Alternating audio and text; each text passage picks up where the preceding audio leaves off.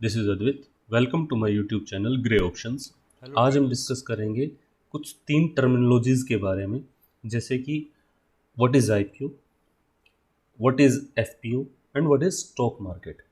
आज मैं आप सभी को इन तीनों टर्म्स को एक लेमन लैंग्वेज में एक्सप्लेन करूँगा सो दैट कि आपको दोबारा इनको कभी इंटरनेट पे सर्च करने की ज़रूरत ना पड़े, आपको बेसिक चीज़ें उनकी समझ में आ जाए। तो let's discuss what is IPO.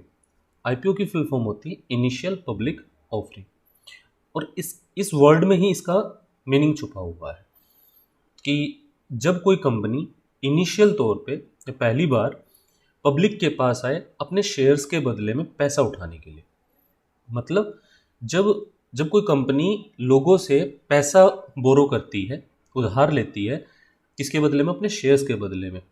तो उसमें कंपनी उनसे लोगों से पैसा तो ले लेती है और उनको बदले में अपने कंपनी के हिस्सेदारी दे देती है, शेयर्स दे देती है।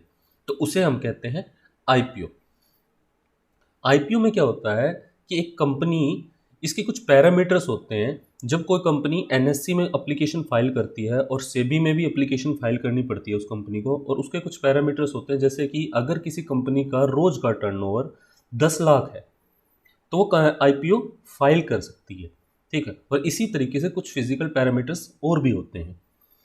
तो फिर वेरिफिकेशन होती है, उस कंपनी की पूरी डिटेलिंग होती है कि उसके क्या सेल्स थी, उसकी क्या प्रॉफिट्स शेयरिंग रही है, और फिर एनएससी भी उसको वेरीफाई करता है और साथ में सेबी भी उसको वेरीफाई करता है। ये लगभग इस प्रोसेस में हर एक कंपनी का लगभग 5 से 6 करोड़ का खर्चा आ जाता है।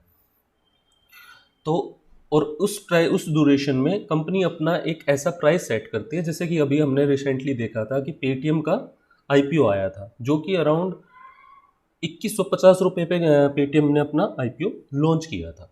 ठीक है। और उसमें उसकी सब्सक्रिप्शन हुई थी। तो कंपनी एक ऐसा प्राइस सेट करती है सो दैट कि उसकी कंपनी के इनिशियल तौर पे ही सारे शेयर्स बिक जाए। ठीक है। 90% शेयर्स उसके बिक जाते हैं तो अच्छा आईपीओ माना जाता है, सक्सेसफुल आईपीओ होता है। ठीक है।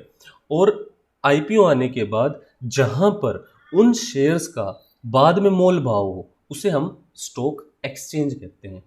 ठीक है। तो हम जैसे जानेंगे कि स्टॉक एक्सचेंज क्या होता है, जहां पे इन कंपनीज के जो शेयर्स हैं वो लिस्ट होते हैं, उन्हें हम स्टॉक एक्सचेंज कहते हैं। जैसे इंडिया में कई तरह के स्टॉक एक्सचेंज हैं, जैसे जयपुर एक्सचेंज भी है, कोलकाता एक्सचेंज है, कोलकाता स्टॉक एक्सचेंज है, फिर नेशनल स्टॉक एक्सचेंज है, BSc stock, Mumbai stock exchange है। तो मेनली है एनएससी एंड बीएससी। इन दोनों के हेडक्वार्टर्स मुंबई में है। ठीक है। सेकेंडली, एनएससी का एक पर्टिकुलर इंडेक्स है जो इनको रिप्रेजेंट करता है। ठीक है। और जिसका इंडेक्स है निफ्टी 50। और बीएससी का मेन इंडेक्स कौन सा है? सेंसेक्स। निफ्टी 50 क्या है? निफ्टी 50 में इंडिया की टॉप 50 कंपनीज हैं, उन सभी का एग्रीगेट निकाल कर, ठीक है, और एनएससी का रिजल्ट निकाला जाता है। मतलब एक एग्रीगेशन होता है, उसे हम निफ्टी 50 कहते हैं। ठीक है। और अगर हम देखें कि इसका एग्रीगेशन कैसे निकाला जाता है, तो निफ्टी 50 में जो टॉप 50 कंपनीज हैं वो कैसे डिसाइड होती हैं? कोई भी कंपनी, नंबर ऑफ शेयर्स उस कंपनी के इनटू में उसका प्राइस जो उस टाइम पे मार्केट में चल रहा है, उसकी मल्टीप्लिकेशन से उसकी मार्केट कैपिटलाइजेशन निकल आती है। ठीक है। जिसकी जितनी ज़्यादा मार्केट कैपिटलाइजेशन होगी, वो उतने ही नंबर पे लिस्ट करेगी निफ्टी 50 में। और इसमें से कंपनियां बाहर भी निकलती रहती हैं और एड ऑन भी होती रहती है एज पर उसकी मार्केट कैपिटलाइजेशन के हिसाब से। और हमें इंडेक्स की ज़रूरत क्या है?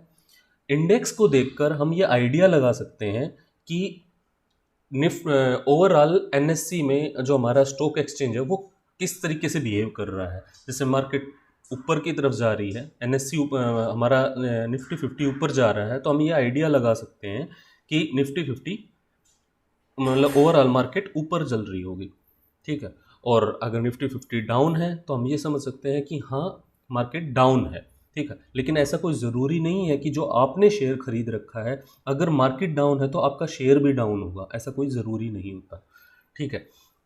और एज पर शेयर भी हमें देखना पड़ता है। साथ में जैसे अब सेंसेक्स है, सेंसेक्स क्या है?